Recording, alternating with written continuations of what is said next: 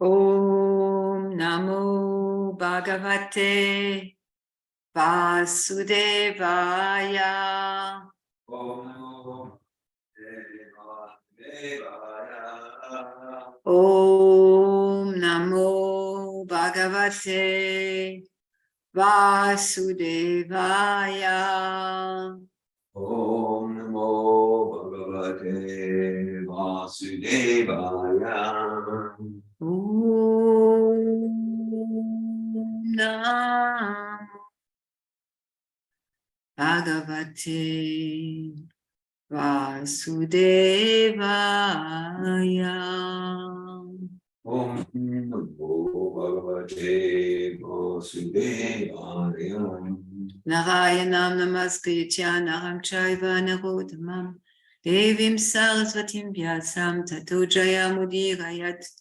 Before reciting Srimad Bhagavatam, which is a very means of conquest, one should offer respectful obeisances and to the Supreme Personality of Godhead Narayan, and to Narayan Rishi, the supremest human being, and to Mother Saraswati, the goddess of learning, and unto the author Srila Vyasadeva.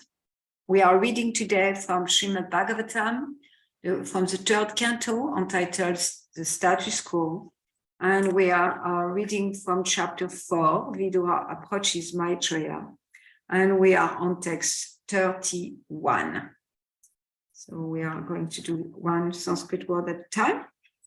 Na, Udava, Anu, Api, Mat, Nyuna, Yat, Gunai, Na, Ardita, Prabhu, Ata, Mat, Vayunam,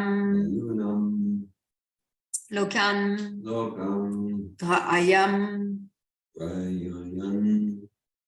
Ia, Tistatu, No Davon Vapi Manyuno, Yad Guner Nardita Prabhu, Atomat Vayunam Lokam,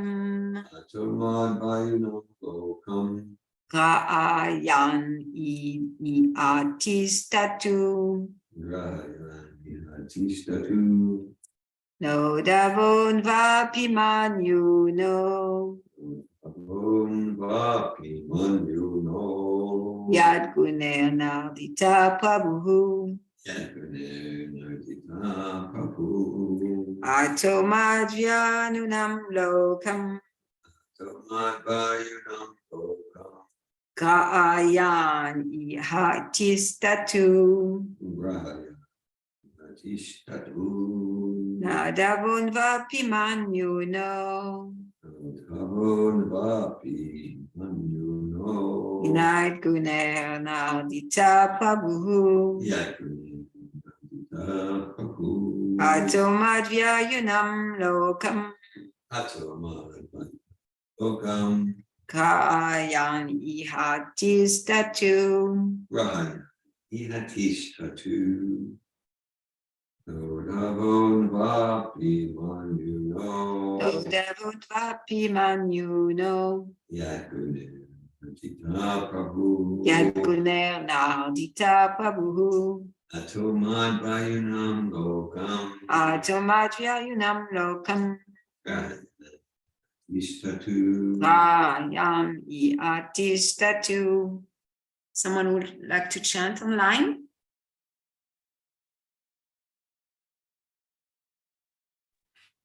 Notavon Vapi Manyuno, Nodavon Vapinam, Yat Guner Nardita Prabhu, Yad Guner Nardita Prabhu, Atomat Vayunam Lokam, Atomat Vyayunam Lokam, Gra'ayan Ihatistatu, Gra'ayan Ihatistatu.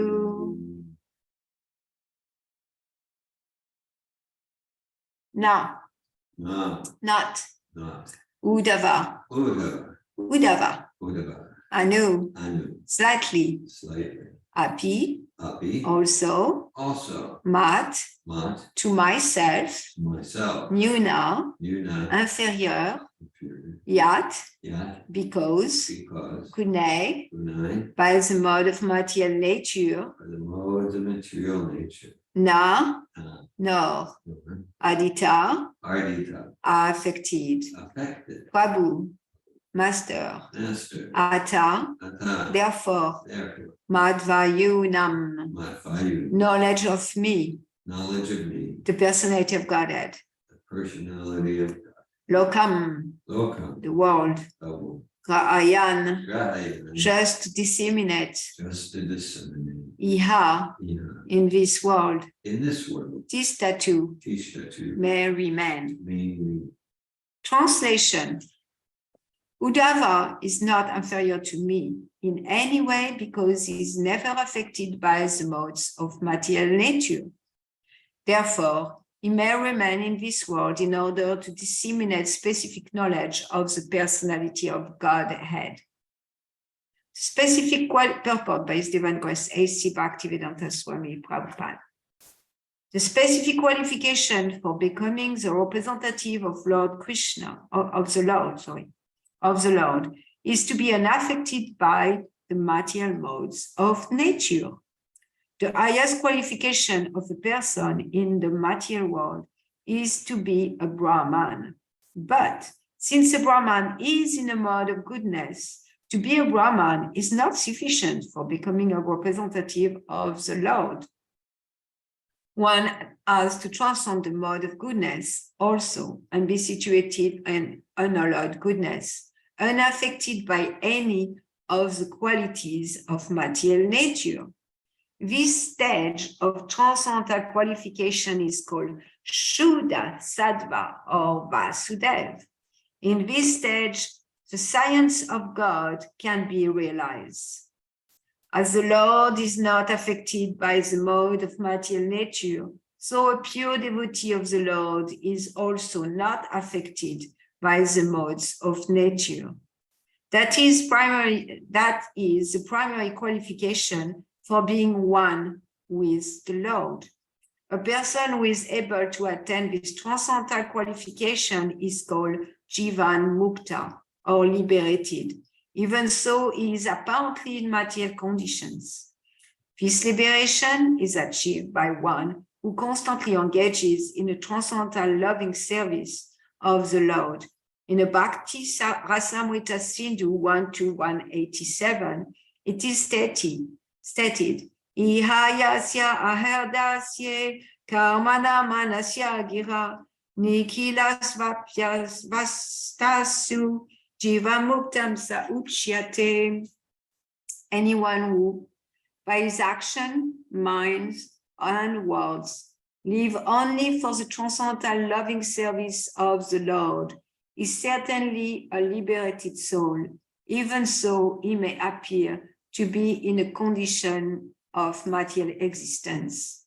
Uddhava was in such a transcendental position, and thus he was selected to be the factual representative of the Lord in his bodily absence from the vision of the world.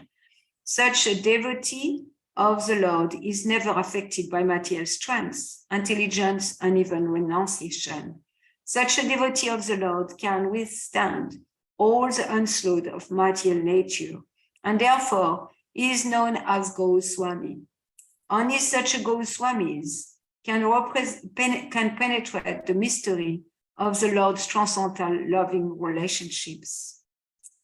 Om Gyanati Merandasya Gyanajala Shrakaya Chakshurun Militam Yena Tasmai Shri Gurave Namaha Shri Chaitanya Manobishtam Shtapitam Yena Bhutale Swayam Kadamayam Datati Swapadam Tikam Vandeham Shri Gu Shri Yuta Padakamalam Shri Gum Vaishnavam Cha Shri Rupam Sagajatam Sahaganam Agunatam Vitam Tam Sajivam Sadvaitam Savatutam Parijana Saita Krishna Chaitanya Devam Shri Radha Krishna Padam Sagana Lalita Shri Vishakam Vitam Cha He Krishna Karuna Sindhu Dinabandhu Jagatpate Gopesha Gopika Kamta Radha Kamta Namostute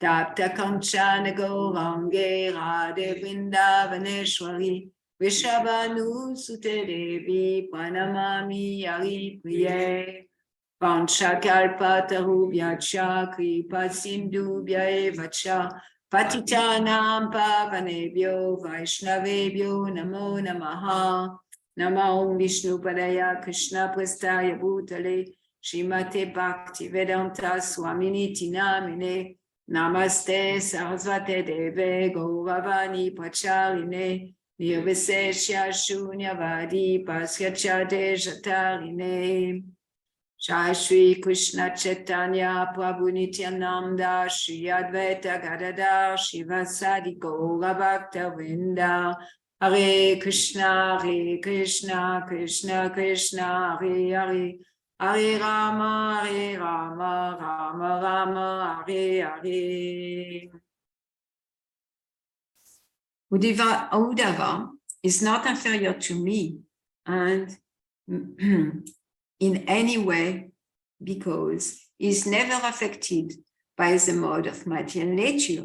Therefore, he may remain in this world in order to disseminate specific knowledge of the personality of Godhead. Hare Krishna. So, this is the word of Sukadev Goswami. And Sukadev Goswami is sharing about what the Lord is thinking. Is that special? So Sukadev Goswami is another person that the Lord left behind, or that the Lord sent here to disseminate the knowledge of himself as Uddhava. So what's happened is that Uddhava and Vidura were speaking, and then Uddhava went away. And then Sukadev Goswami came to do a conclusion words. Like, okay, so then Uddhava went north, and then Vidura, will go to find Maitreya. And then Parikshit Maharaj was very eager to hear more. And he said, how come, what's happening here? How come Uddhava, like since the Yadu dynasty were all destroyed, how come Uddhava is dead? Why he wasn't destroyed? So then Sukadev Goswami started answering by saying, that's the Lord's thinking. That's the Lord's thinking. It's an interesting meditation to think of Sukadev Goswami like entering the with empathy, entering the world, the Lord's way of thinking. And here, the words before, the verse before, Yogeshwar Prabhu gave a lecture yesterday on it, and he said, so the Lord said, now I shall leave the vision of this mundane world and see that Uddhava, the foremost of my devotees, is the only one who can be directly entrusted with knowledge about me. Uddhava is not inferior to me in any way because he's never affected by the modes of material nature. Therefore, he may remain in this world in order to disseminate specific knowledge of the personality of Godhead. Interestingly, like I read this yesterday, but just as I was reading it now with you, I thought of Christianity somehow. I thought about how the understanding that Krishna, like Christ, Jesus, Yeshua, is the only way, is the only way, and is the only Son of God. And when I read a verse like that, we could think the same. Uddhava is the only one, is the only way, and is the only one who is qualified to disseminate the knowledge, because that's what it's said here. That's very clearly said, that he is the only one, is only one. So how do we understand that? Christ is the only one, is the only way. Uddhava is the only one who is capable. Well, what about Arjuna? Arjuna was still alive at the time, and Arjuna had heard the entire Bhagavad Gita on the battlefield of Kurukshetra. So what's up with that? Like asking the question, what does that mean when Krishna says is the only one? And Srila Prabhupada do elaborate in a purport. He said anyone who is not contaminating by the influence of the three modes of material nature is going to be capable of disseminating the knowledge, because that's the platform, the Vasudev platform. That's a platform where one becomes qualified to understand the Lord. So what does that mean for me? That means that as long as I'm under the influence of the three modes of material nature, I don't have that qualification. But then I'm speaking right now. So what's that qualification? What is the qualification? Because I'm speaking, so in a sense, I could be in illusion very easily that I know something about the science of God. And at the same time, it says here that only when you're on a Vasudev platform can you know about the science of God. So again, there is so many questions we can live by, so many ways we can think about that. And then in the purport, Srila Prabhupada speak about like all the three modes, and how the highest level of the three modes is to be in the mode of goodness.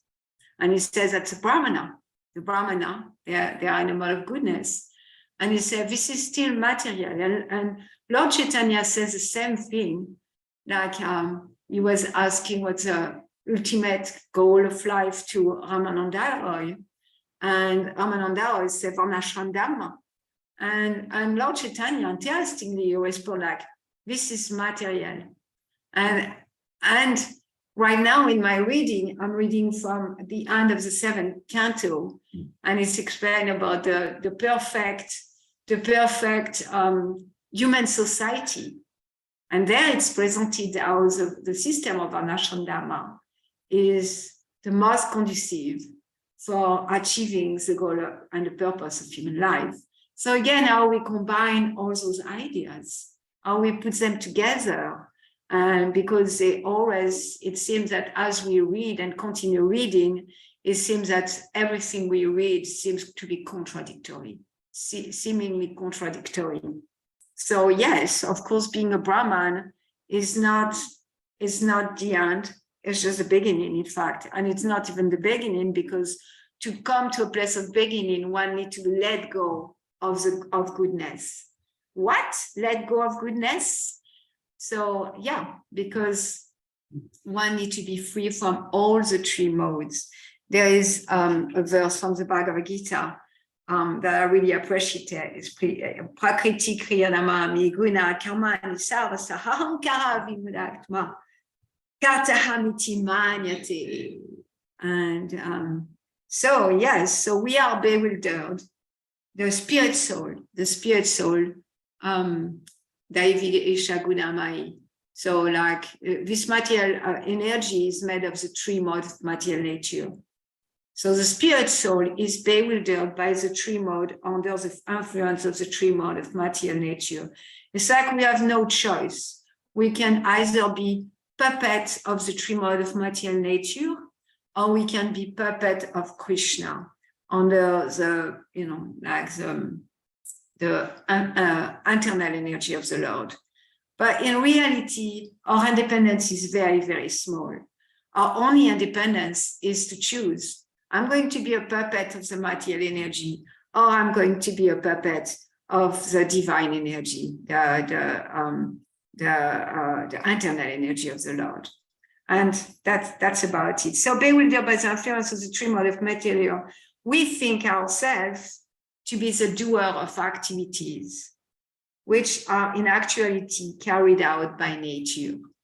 So as even in a mode of goodness, so we may think, and when we think like that, it's a contamination of the mode of goodness, because the mode of goodness, as long as it's material mode of goodness, is still contaminated by passion and ignorance. So if the mode of goodness, we think like, I am the doer of sacrifices, I am the doer, but when I'm teaching, that I am the doer in anything that a Brahmin may do, healing, teaching, sacrifice.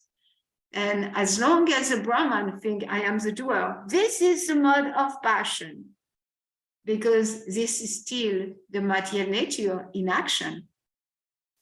And transcending the mode of goodness is difficult, because the mode of goodness by nature will give a sense of fulfillment and satisfaction. So it's very, very difficult to transcend the mode of goodness. And in order to come to that platform of Vasudev, one needs to rise above the mode of goodness. It's very clear here in a purport. And there is another verse from the 7th chapter of the Bhagavad Gita. This is a really nice chapter. Recently, we read it with a group. And, reading with a group is very different. Loudly reading with a group of the Bhagavad Gita is quite different than reading the Bhagavad Gita alone and reading through. And this time around, we are in chapter 9, towards the end of chapter 9 now, but this time around reading chapter 7, I really appreciated, and I could see how many verses Srila Prabhupada often quote from this chapter 7. So Yechaiva Sadvika Bhav. Sadvika Bhav means the Bhav of Sadva. Sadvika Bhav, the Bhav of Sadva. So the Bhav means a state of being. That's all it is, like the state of being. Of course, there is the bhavs that devoid of the mode of material nature, which is, just before prema. It's a state of being where one is fully absorbed in the Lord and still susceptible to be covered.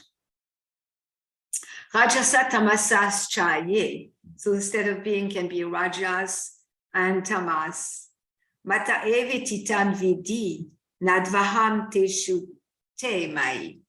So this verse, it says that all state of being, every state of being we have, by being a mode of goodness, and of course passion or ignorance are manifested by my energy. Again, Daivi Esha Guna Mai, Mama Maya Dura Chaya, Maya Mitam Taontiti. That's my Maya is my energy. So really we are under the grip of the energy of the Lord in the form of the three modes of material nature. And they constantly affect us, constantly affect all parts of us. The way we think, the way we emote, the way we act, the way we interact, the way we eat, everything, really everything. And we are under the grip of the three modes of material nature, which are in the manifested energy of the Lord. And the Lord himself is not touched by that energy. He's completely independent from that energy, and is not under the mode of material nature. So that's where Srila Prabhupada says oneness. When one comes to the point of not being under the mode of material nature, then that person is one with the Lord, is non-different from the Lord. Shakshat Daridvena, Shama Shastra,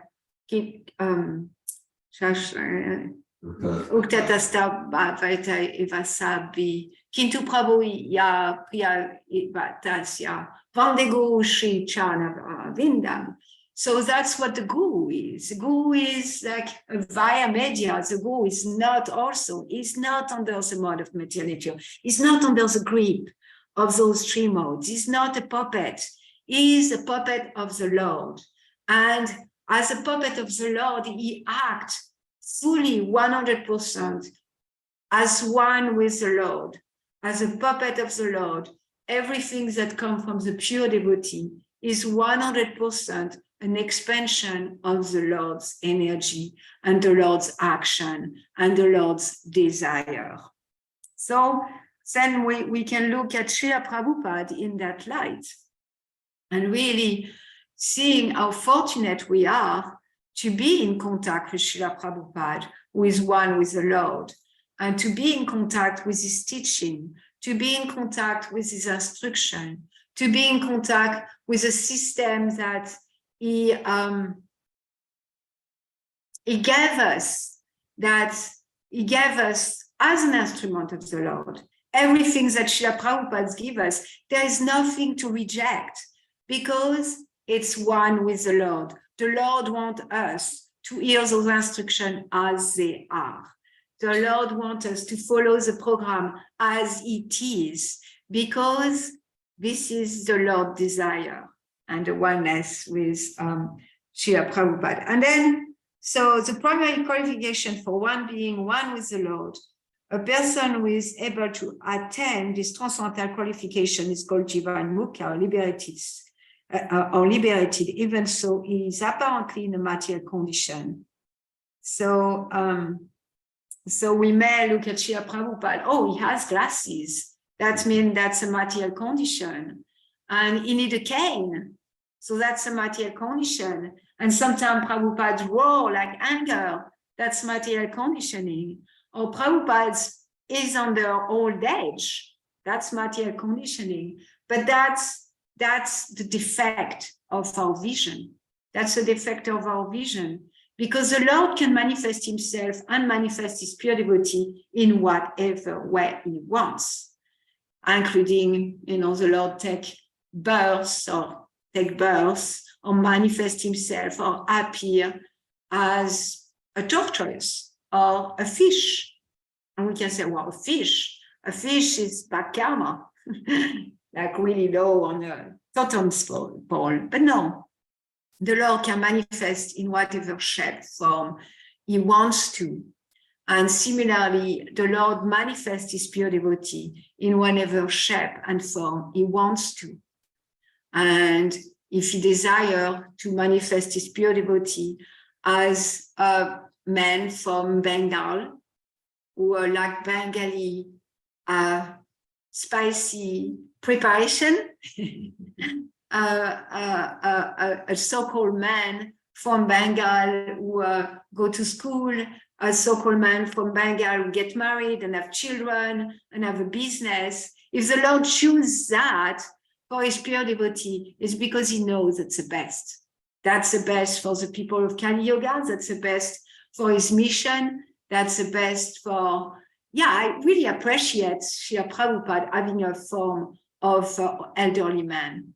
It feels so securing. It feels so sheltering. It feels so easy to access. It feels so easy to interact with Srila Prabhupada in that form, which is a form that Krishna chose for Srila Prabhupada, co-creation together to come and explode his mission. His mission was always there. It was just unmanifested for so many years. Srila Prabhupada's mission was there. However, it wasn't manifested. And by the time it was time to manifest it, that's the form that Srila Prabhupada was supposed to have. And interestingly, he wasn't depending on that form. He wasn't subject to that form. And there is many testimonials, there is many witness of Srila Prabhupada's superhuman achievements that were not connected with the form of an old Bengali man who had 3 heart attacks. Many times, like the devotees, they would say, we cannot. Sometimes they would go on walk and they couldn't follow. They were in their 20s, young men, strong, and they couldn't follow Srila Prabhupada. Or there was a situation for the installation of Radha Londoneshwara, that the deities, to carry the deity, you needed like a few men. They were marble, they are still there. They are marble deities and they are so heavy. And during the installation, something was not properly put, a mistake was made. But the mistake, of course, is perfect because it allows Srila Prabhupada to hold Srimati Radharani with one hand, like we have 7-year-old Krishna holding Govardhan Hill on the pinky of his hand. So basically what Srila Prabhupada did, the feat of Srila Prabhupada at that time, he held Srimati Radharani that was falling. And even so, Srimati Radharani was not able to be carried in that way, even with 3 or 4 men. Srila Prabhupada did it with one hand. Of course, he served Srimati Radharani. And so there is many recollection of that. So even so, the form of the Lord or the form of the pure devotee, those who are not under the 3 modes of material nature, they're just not. They are free to act as they choose, and they may choose to act on our level as if they are human beings with human frailty, with human limitation. And that's a choice too. Why not? So then what we can notice is that this liberation is achieved by one who constantly engages in a transcendental loving service of the Lord. So this word constantly is really important. So I have no qualification because I'm still under the mode of material nature. However, I can have moments where the Lord allow me to be an instrument somehow and speak some words on his behalf or act on his behalf, and nothing that I can take credit for, because that's just a great mercy of the Lord. The Lord is so merciful, no matter how many times we offend him, no matter how many times we go against him, no matter how many times we kick and scream and don't want to surrender, he's always there. Yesterday, we had such a beautiful reading of Krishna book. And there is an Indian woman that I've been coming to. I met her because she came to the mindfulness mantra meditation Monday morning hour. And she came to that. And once she was alone, so we started speaking. And she really appreciated the space I created for her of really hearing and being heard. And this woman, she was born in a Hindu family, like Hindu family. On her altar at home, there was everyone, like Lord Shiva, Sarasvati, and they are all one. There is no distinction, nothing there. And really, her situation is very difficult because she lives with her family. And her husband is also Indian, Hindu, and they eat meat. You know, that's very unfortunate. It's also almost painful to say. And she said, she shared yesterday something I didn't hear before, that from childhood, she was only attracted to Krishna.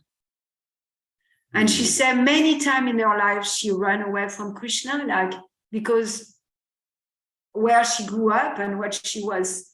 Even now, her mother is telling her regularly, like, don't become too serious about spiritual life.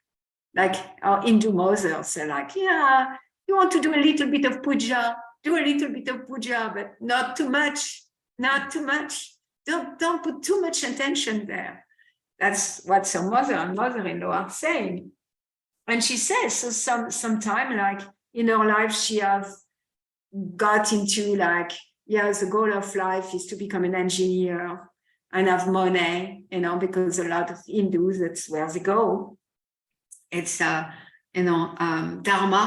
They have a lot of Dharma, a lot of pious activities, and then Artha, economic development. So that's where they are. They are into those 4 activities of human life, Dharma, Artha. And so there's a lot of Artha.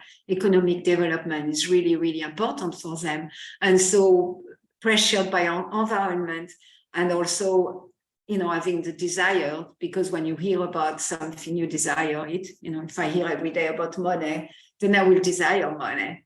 If I hear every day about, palatable food or how good chicken tastes, then I will desire chicken. And she was saying yesterday, and Malini Prabhu was there with us, she was saying how, regardless how far she went, Krishna brought her back. She said, it's impossible to turn your back. Once you have accepted Krishna, Krishna never leaves you. And so even so we may not be constantly, still Krishna is with us, and Krishna can use us, even if it's temporarily. And, of course, we have our choice, and we choose a tree mode of material nature. But we are always serving Krishna. I was reading that last night, Narada Muni speaking with Yudhishthira Maharaj, that we are always serving Krishna. We can serve Krishna external energy, or we can serve Krishna internal energy. And even when we serve Krishna's external energy, we are in service to him. It's still fulfilling perfectly his agency, his organization, his conception of, we are still playing our perfect role according to material nature, according to the cosmic manifestation. We are always playing the perfect role. However, we're playing the perfect role for the external energy, or we can come to a place of playing the perfect role for the internal energy of the Lord. And then that verse from the Bhakti Rasamrita, anyone moved by his action, mind and words, live only for the transcendental loving service of the Lord, is certainly a liberated soul. Even so, he may appear to be in a condition of material existence. So the word that I picked out is only, and the word that I picked out before was constantly. So and the other day I was speaking about a verse from the Bhagavad Gita in the 6th chapter, where he said, we never fall. And right now I don't have the verse with me, but there is a verse in the Bhagavad Gita that said, one would never fall. So that's what I'm meditating lately, like never fall. What does that mean to never fall? How many times do I fall during the day? And to notice that, okay, I have fallen. Oh, okay, I'm not constantly. Okay, it's not only. And by becoming aware that of those fall, then little by little, I can put my energy. Also recently I heard Srila Prabhupada, he said spiritual ambition. Do we have spiritual ambition? Do we put energy towards spiritual ambition? Do we put energy towards making progress in Krishna consciousness? Do we put energy towards making progress in re-spiritualizing the world, making a difference in the world to be a spiritual place? And how are we putting, how manifesting that ambition? So lately I've been meditating on that, like never fall, or constantly, or only. Savai pumsa parodamo yato bhakti aduchaji. Ahaitukia pratiyatya yayatma supasidati. So like, ahaitukia pratiyatya is meant unmotivated and uninterrupted. And in order to really satisfy the self, pure devotional service need to be uninterrupted. So watching where is interruption. And sometimes the interruption, I noticed, is not necessarily external. And like really sorting out all those thoughts, sorting out those attitudes, sorting out so many things. That's very fascinating, really. And it's a nice meditation to constantly sort out, okay, where is that fall down? Where is, oh, this is material, this is spiritual. And if something is material, how do I transform it into spiritual? How do I transform whatever is happening into a prayer? How do I transform whatever is happening in humility? I was reading last night from the biography of Saint Teresa of Avila, and she speaks so much about feeling sinful, feeling so sinful, so foolish. And Lord Chaitanya said, we need to feel foolish in front of the spiritual master. So we have so many opportunities to feel foolish, so many opportunities to feel like we are betraying ourselves. We are not focusing on the self, or on the big self, or we are betraying our role in this world of supporting the conditioned soul, the fallen soul, to go back to Godhead. So many opportunities of that betrayal, and by being absorbed there, then in fact we have an opportunity to be not falling. By noticing when we fall and transforming that fall into rising, even if it's like by rising in a pain and grief and regret of turning away from God, or regret of like, oh, I haven't chanted my round with attention. Already one round chanted, only the 16 rounds chanted, and I didn't pay attention to them. To really feel that, to allow ourselves to feel that, oh God, I've been away from you when I could have been 2 hours with you. How painful it is to be away from you. What a grief. Moments without your association feels so painful. That's Lord Chaitanya in its Shikshastakam. A moment without him is like 12 years or more. And a moment that to really feel that pain, to allow ourselves to feel that pain. So Srila Prabhupada speak about unalloyed Shuddha Sattva. And Shuddha Sattva is something different. It's not Sattva, obviously. It's something different. It's Vasudev, it's on spiritual platform. And that's Shuddha Sattva, when we are established, Evam Prasana Manasa, Bhagavad Bhakti Yogata, Bhagavad Tattva Vijnanam, Mukta Sangasya Jayate, Mukta Sangasya Jayate. Jivan Mukta is in a verse, like it's a liberated soul. Jiva Mukta is a Jiva liberated Mukta. So we hear from Sutta Goswami that said, when we are established in a mode of unallowed goodness, then our mind is enlivened, constantly enlivened by contact with devotional service. So we want to experience that I want to be enlivened by contact with devotional service. And there is 9 limbs of devotional service. We have so many opportunities. Hearing, chanting. So those are the bases. Hearing, chanting. So we can hear and chant all day long, isn't it? There is no impediment to hearing and chanting. Remembering, and that's even more so because remembrance is internal. That's what remembrance is, like a meditation. Remembering, sometimes Srila Prabhupada share like, oh, it's meditation on the Lord. We can meditate on so many aspects of the Lord. We can have, we have the Virat Rupa, so we have, nature around us. Nature also involves other people, and seeing the soul, the conditioned soul in everyone. That's our remembering that in every conditioned soul, there is a super soul. Super soul is guiding the wandering of all the living entities. That's remembering too.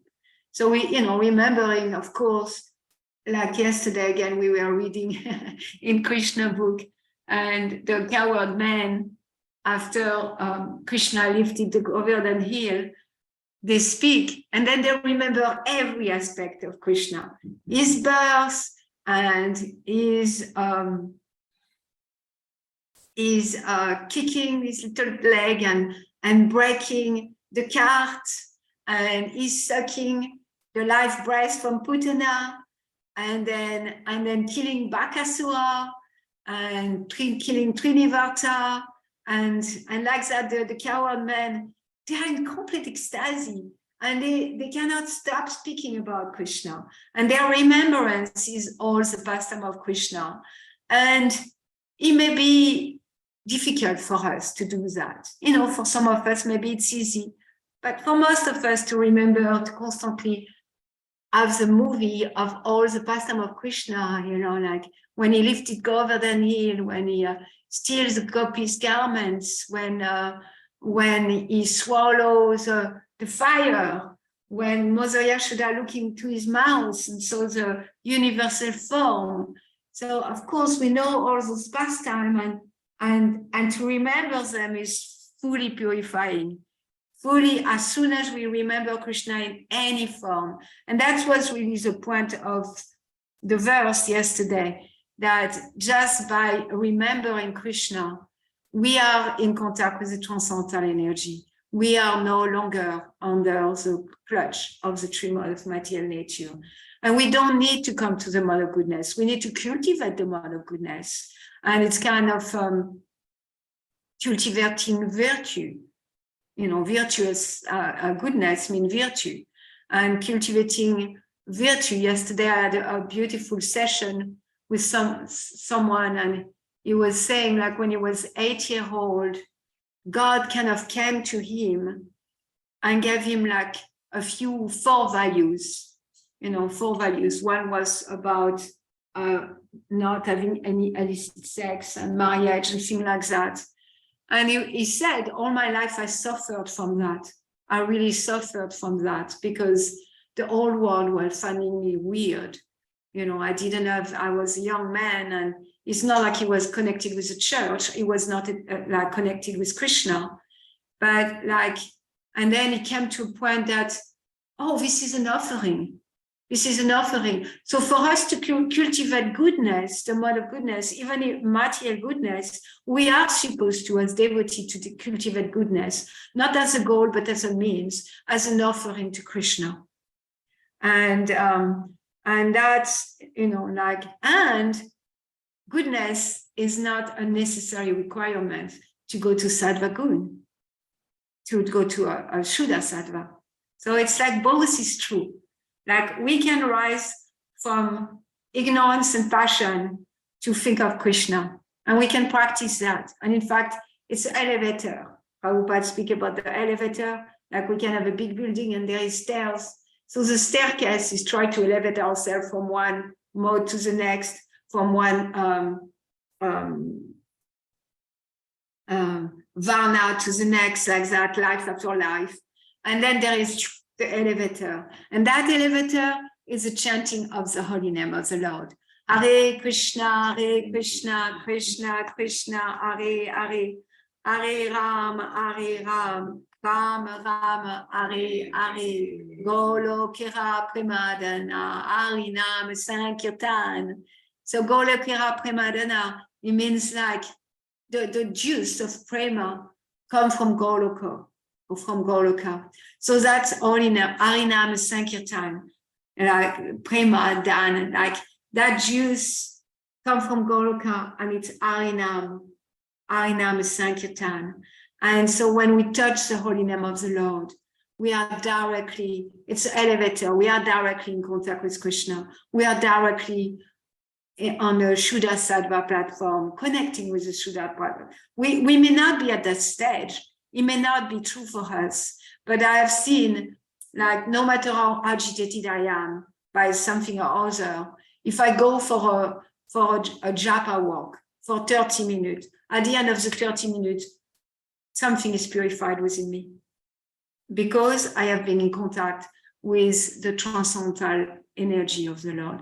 And there is nothing more transformative than the holy name of the Lord. There is no energy more transformative than the spiritual energy, because as long as we are trying to find material solution for material problem, we are not going to resolve anything. We are going to maybe, move things from one place to another, but it's all transformation of the same energy, the material energy.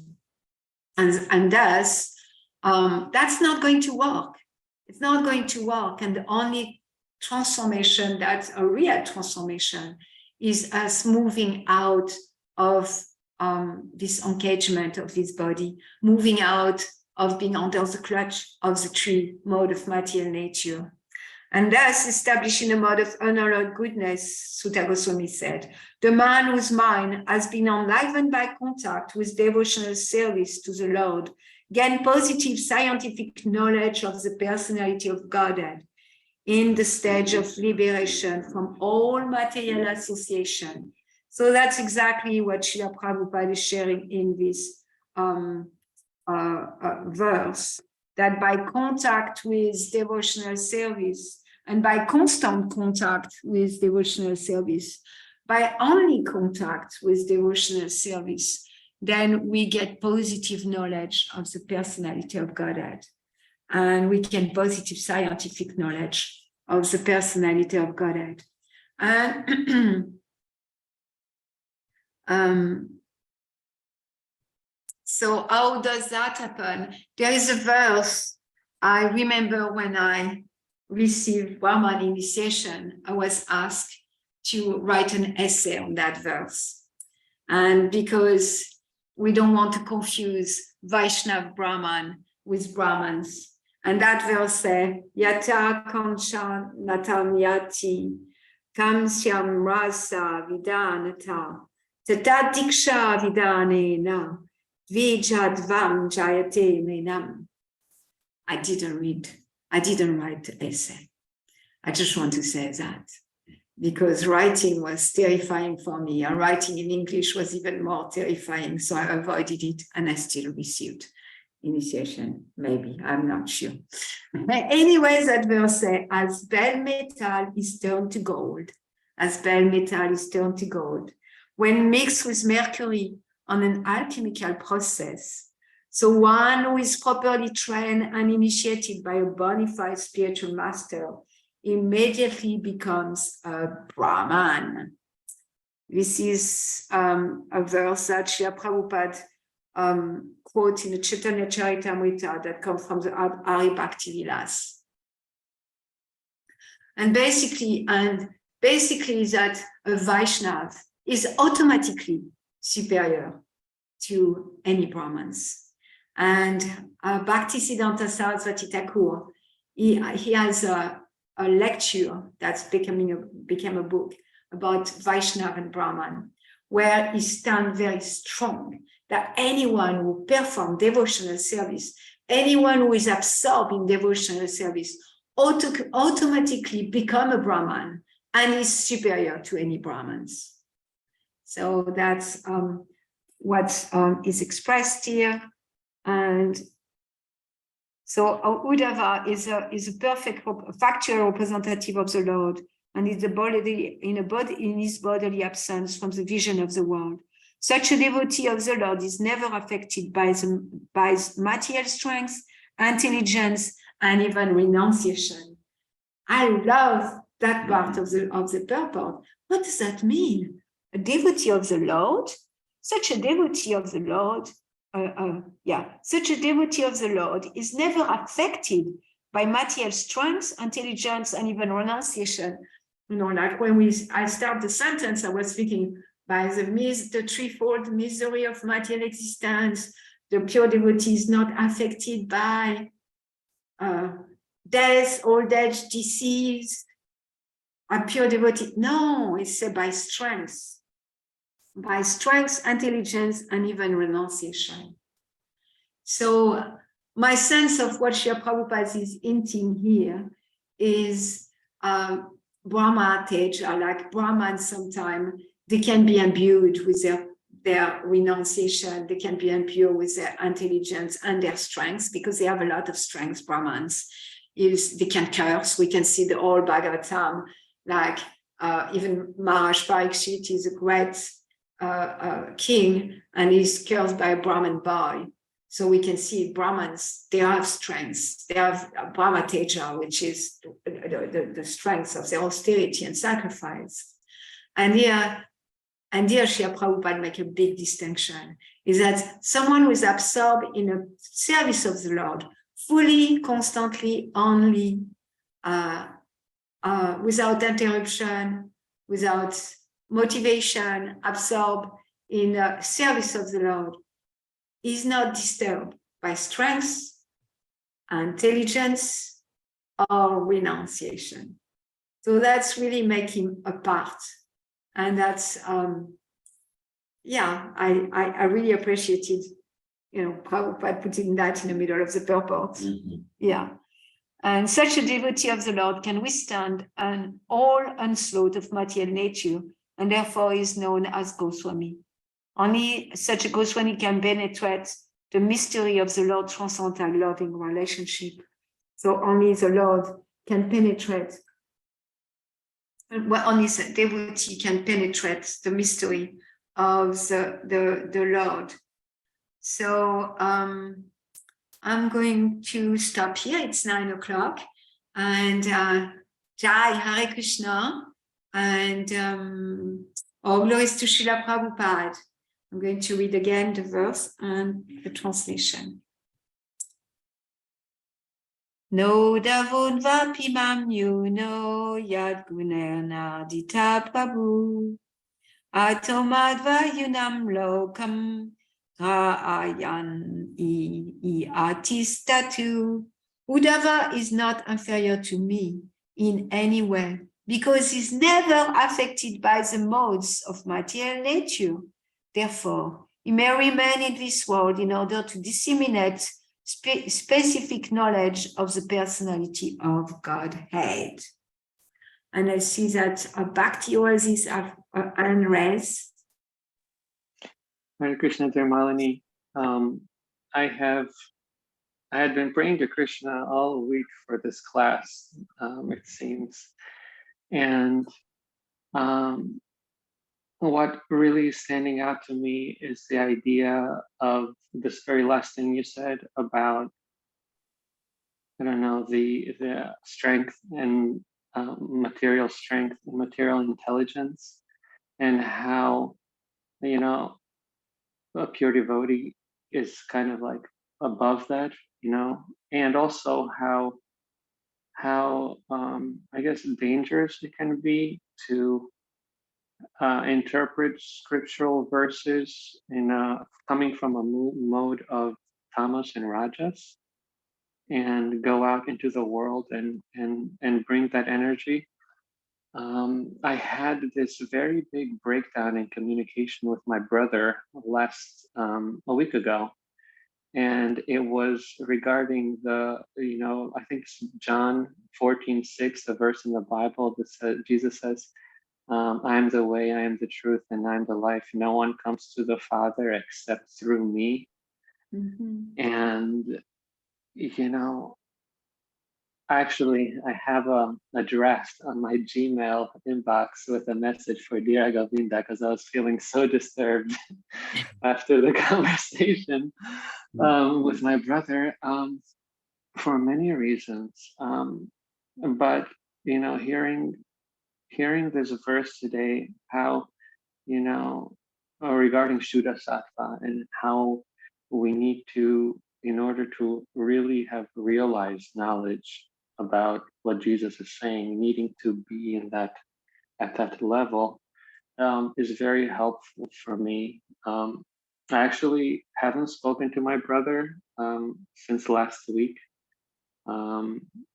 And just because the nature of conversation, it took a very dark turn. And at one point, he was saying offensive things like Krishna is a demon, and I love you, and I'm afraid, for you're in eternal danger because Jesus says this, and this is the living word of God.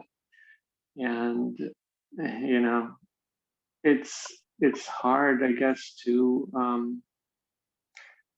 it's hard to penetrate sometimes. I am, in my experience, I'm experiencing difficulty kind of, because again, the coverings are there. So, I'm entangled, he's entangled. I can, where I'm at right now with him is to maybe offer him to read relationships that work together.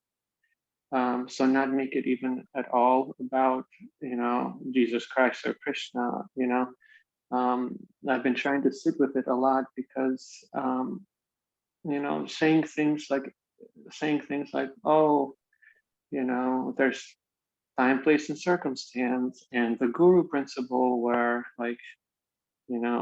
yes, everything that Jesus is saying in this quote is true, and also that doesn't mean that Krishna is not God, and that there aren't other people in the Shuddhasaka platform. It's so hard, I feel, to connect with someone who I sense he comes from a place of care, but I experience him as almost misapplying the spiritual principles, from not being in that mode of even goodness for what to say about Shuddhasattva. And it's such a hard thing, because I see how historically, and in this personal relationship of mine, scripture can be taken and almost be poisoned or polluted to make everyone else wrong, but and I know, because we have been reading, Danielle and I, and we have a little relationships at work group, we have been reading, and I don't want to roadblock him to be like, hey, sometimes the need to be right or whatever can get in the way of actually receiving the messages, and to what extent can we look at our own whatever anarthas, and so anyway, I think I know I'm rambling a little bit, but it was a very difficult conversation around this verse in the Bible, and I'm experiencing a lot of benefit hearing this class today. I was praying to Krishna all week for this, and I had a big smile on my face the moment you started talking. I was like, okay, I'm sitting here in front of the altar, and I was like, thank you. But I think where I'm at is just maybe inviting him to not even talk about God, and just start with relationships at work. And I don't know, I'd be welcome any suggestions or any thoughts that you might have from this sharing. But yeah, Hare Krishna. Hare Krishna, and George, thank you for sharing. And your sharing, you started with, you appreciate a pure devotee is not affected by intelligence or strength or renunciation. It's not affected by it. And so you're looking at, as long as we are under the mode of matter nature, we are going to be affected by those, illusion of strength, illusion of intelligence, illusion of pronunciation. We are going to be affected by, triggers and anger and wanting to be right. And all those things are there in a way, even so our sincerity, we may be sincere, but as long as we are under the tree mode of matter nature, that will get in a way. And it's very interesting what you're sharing, because I didn't think of Christ until I read the purport with all of you.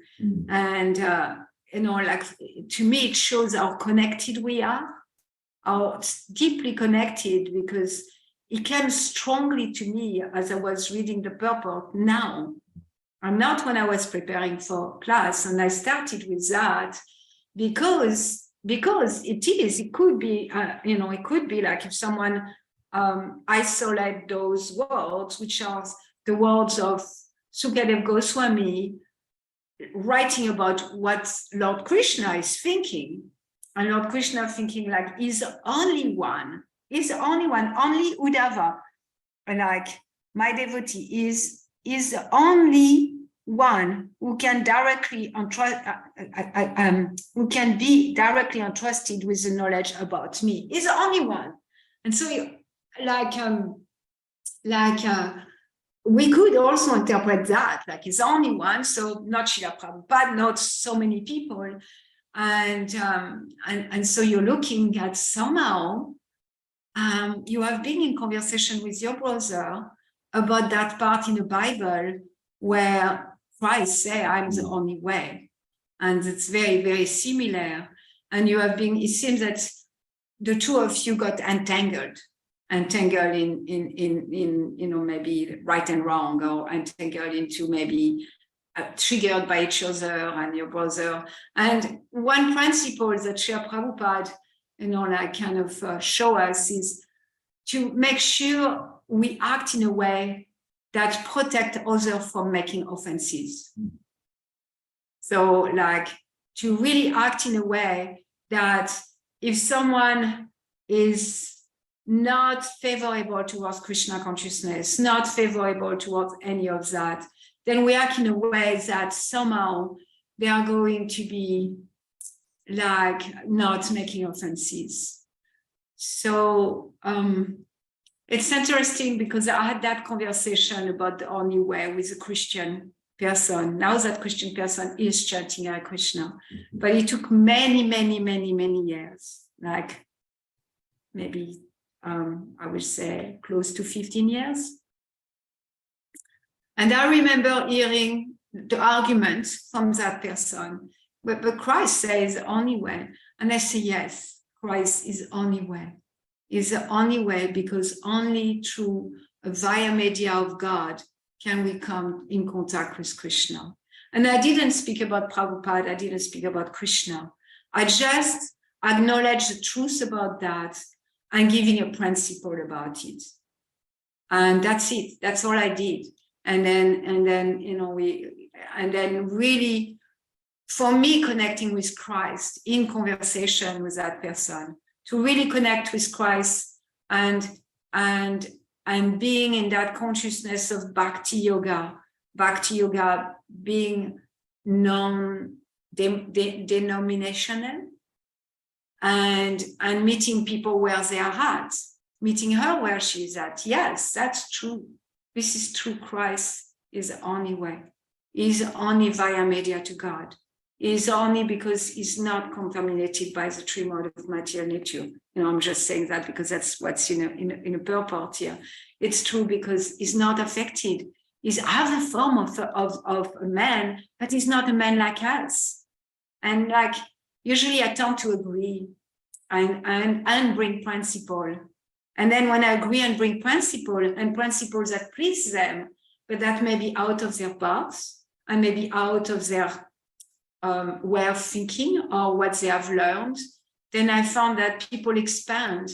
And it's okay for me if they don't expand into chanting Hare Krishna, or they don't expand into accepting Krishna, Krishna as the Supreme Personality of Godhead.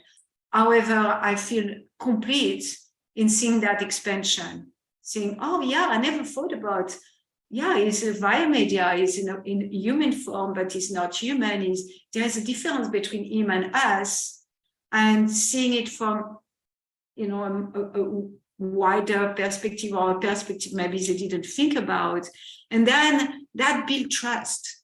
I found that this is really a very nice platform to build trust, because in a sense, at that moment, we become a guru. We become the giver of knowledge coming from the Veda, even so they may not realizing that. Still, we take what they have and we add a little bit, and that little bit is meeting them where they are at and a little bit further. But that little bit further doesn't give them the message, oh, I'm going to be one brainwashed Hare Krishna. Yeah, I appreciate your sharing that example. And also I was very, and that was partly like my impetus to writing that, well, having that drafted Dira Govinda, because I'm very sensitive to not being the cause of someone committing offenses to Krishna. And I was thinking, well, I was like, Krishna is very merciful for people who commit offenses, or I guess Krishna is more merciful to people who commit offenses against him versus against his devotees. So I was sitting with that. I was like, okay, so, but I still don't want to be at all, like, in a source or a reason for that to happen.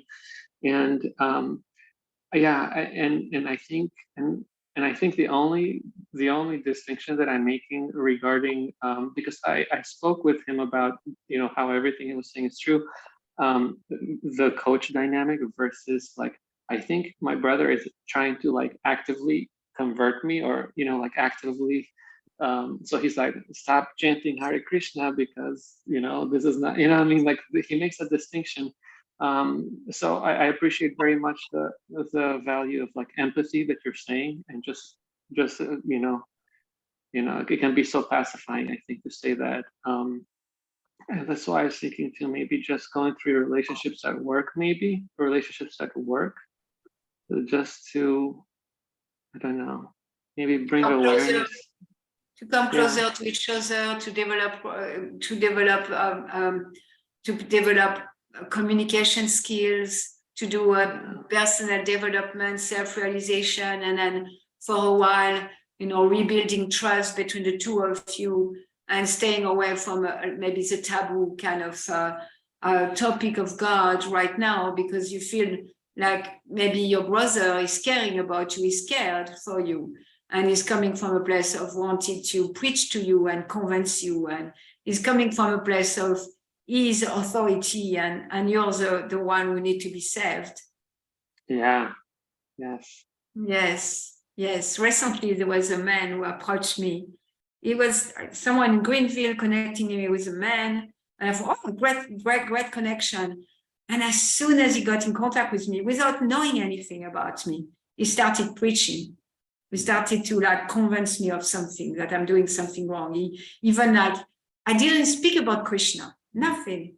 But he already told me oh, I know some devotee follower of Prabhupada, and they left Prabhupada, and dirty, kind of very dirty Christian, I would say, under the belt kind of way of preaching, and he presents himself as a very new age kind of Christian. But anyway, but then I used immediacy with him, and I don't know if it fits for your brother, but I used immediacy right away. I said, I'm sensing that I wanted to speak about God with you, but I'm sensing you want to convince me of something, and it doesn't feel attractive.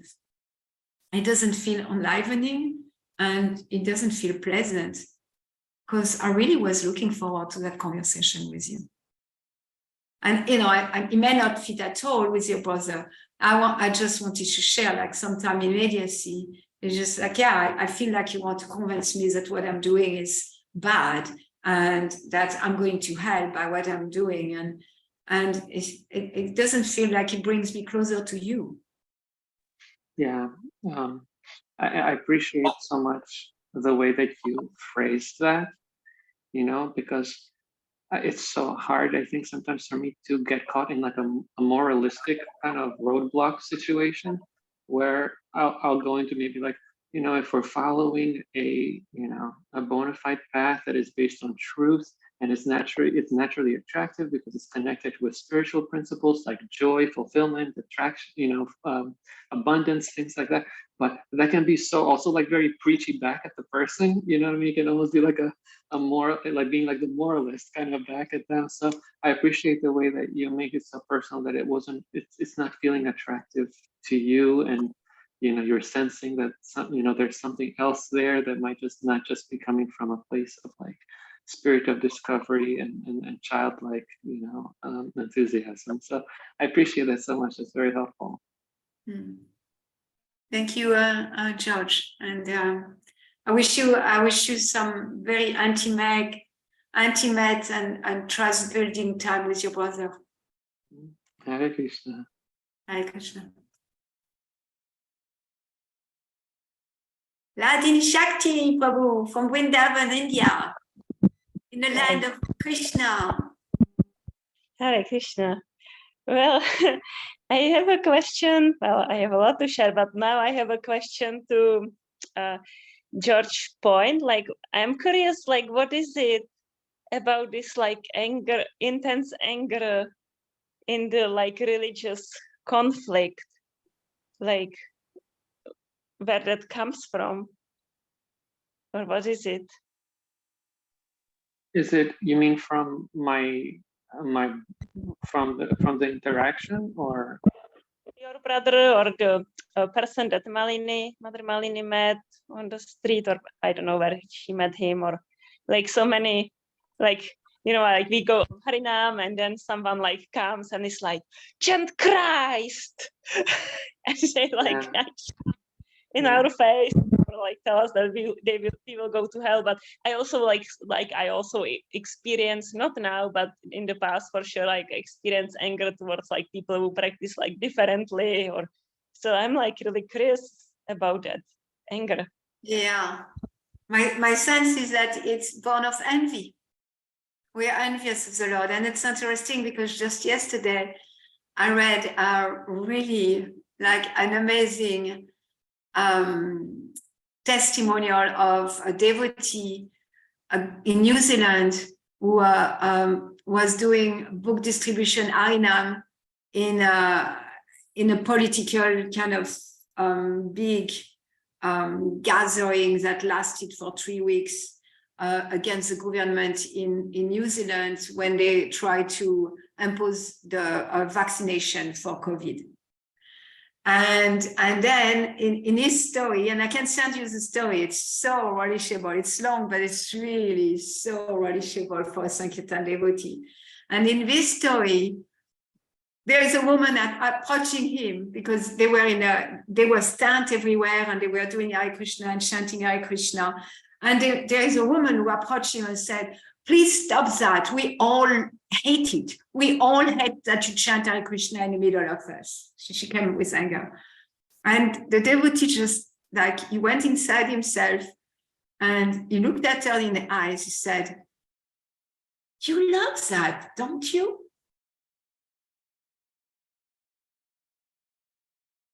And he said, like, she was so shocked by that response that she kind of left smiling. But within a few days, then he watched her and she started chanting, because they were chanting all day long with one tune, Prabhupada's tune, nothing else. And everybody was hearing like constantly the holy name. And they were there angry. And even the police people, they were happy that they were there. They said, when you're around, they are more peaceful than when you're not. So even the police people, they were appreciating that. And then many days later, he saw that woman chanting Hare Krishna, because we are envious. Like the core of the reason why we are here is our envy.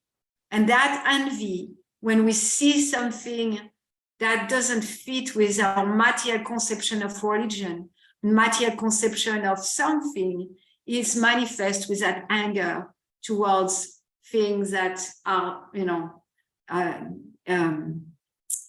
maybe spiritual, but that we are not seeing the spirituality. Ideally, like a pure devotee will see spirituality everywhere. A Paramahamsa see everybody as a devotee of Krishna, with no discrimination. You see everyone serving Krishna, and everyone serving Krishna better than he served Krishna. So that's the Paramahamsa platform, Uttama Adhikari platform. The Madhyama Adhikari, he made distinction, but that distinction is not based on envy. It's just making distinction. Okay, well, this person is not personalist, or this person is Sahajya. This person is like narrow-minded in their religion, but it doesn't come from a place of reactivity or wanted to crush them, or wanted to kill them, or wanted to make disappear, or feeling frustrated, or because all those frustration and all that is born of, our deep envy of God, our deep envy of other living entities, our deep envy of others, each other, all the time. And so even the Madhyama Adhikari, when he comes down from the Uttama in order to preach, he makes distinction. In making those distinction, it's helping doing his service. So his service. And his service, like let's say, speak with people who are impersonalists, made to really connect with the impersonal aspect of Krishna. But then see, well, yes, they connect with the impersonal, but then here, there is a confusion between Maya and Krishna. And in fact, it's insulting for Krishna. So they may choose anger, but that anger is really in the service of Krishna. But all other frustration, anger is jealousy, envy. And so the people in the street, they like that devotee said, you want it so much. You want that for yourself, but you don't have it, so you get angry. You know, it's like if someone have a lot of wealth and I'm poor, well, I want that so much that I get angry with a rich person. But like if I'm honest, or someone is honest with me, will say, you really want to be rich. But you get angry because you're poor and you instead of accepting that desire, you make it wrong. So that's one response.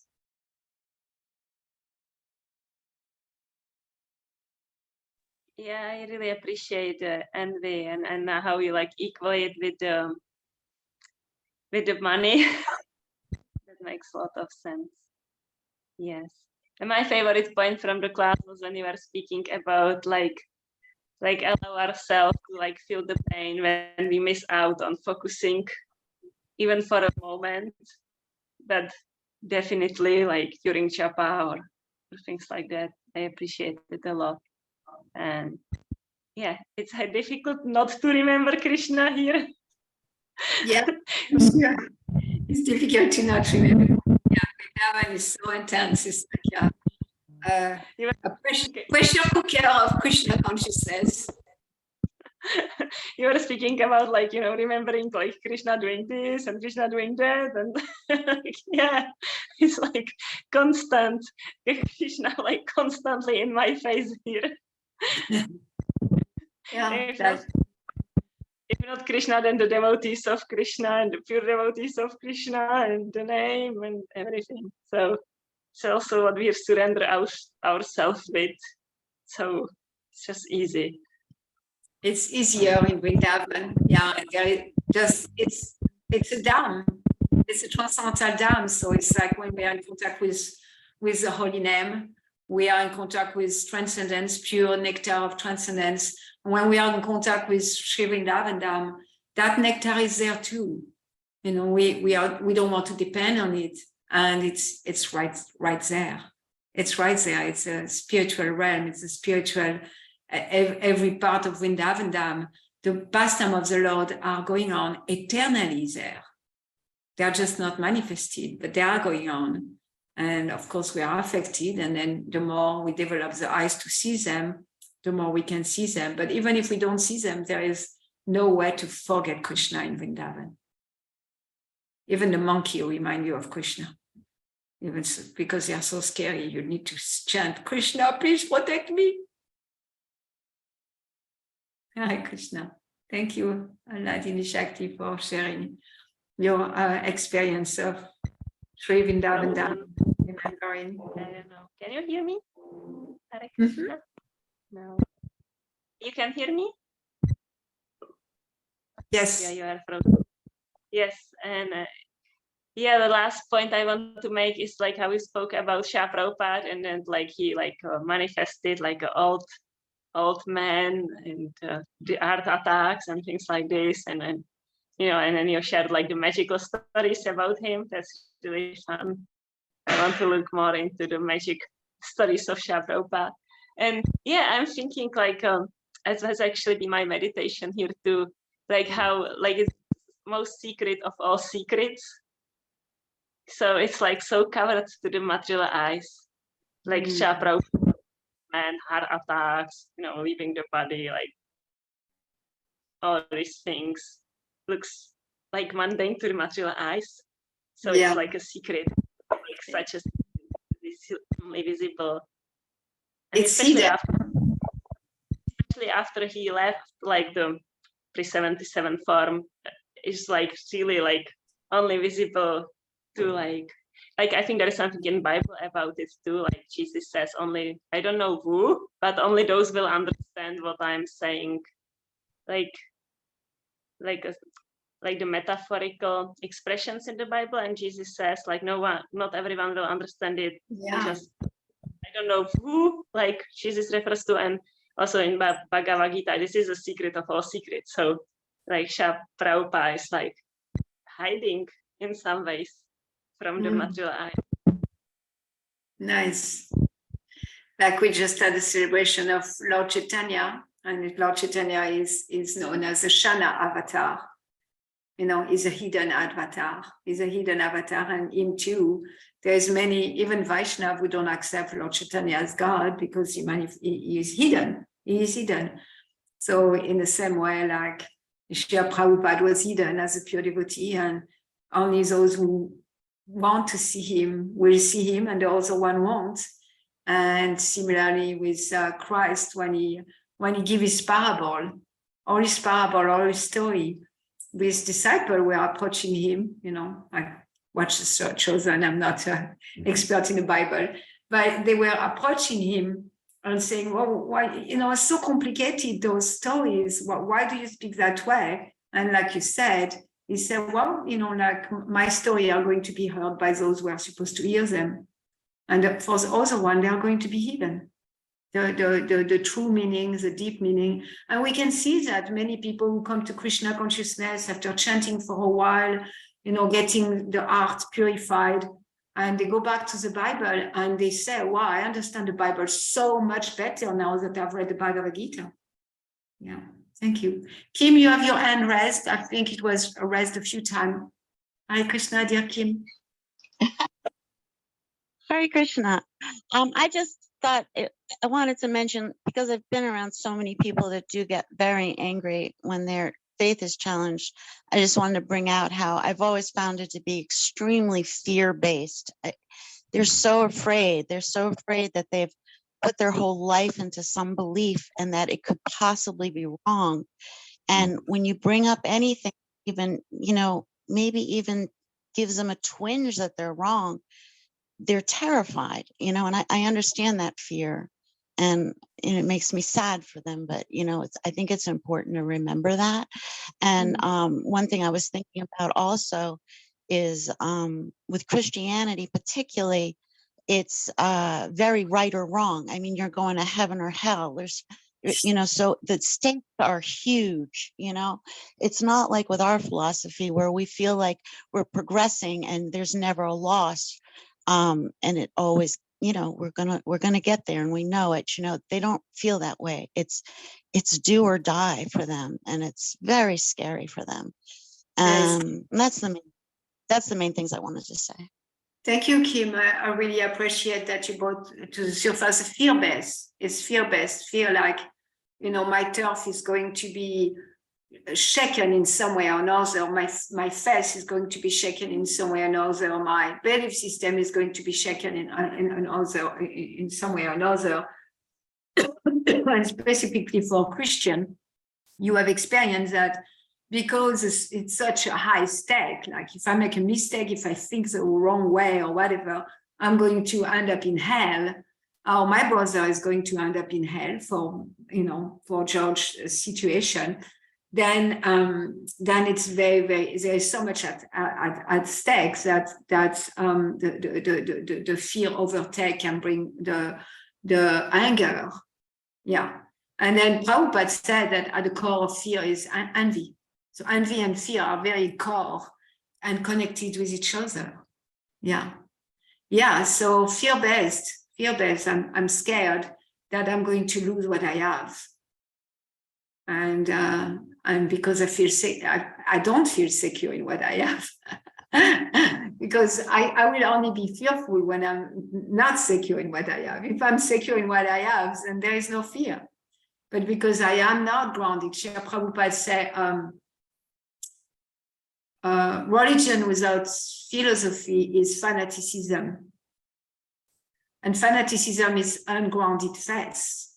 And only when my faith is not grounded will I feel fear of being derailed from my faith. So it's really a non-grounded faith that creates fanaticism.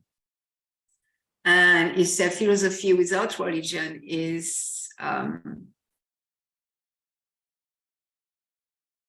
mental speculation.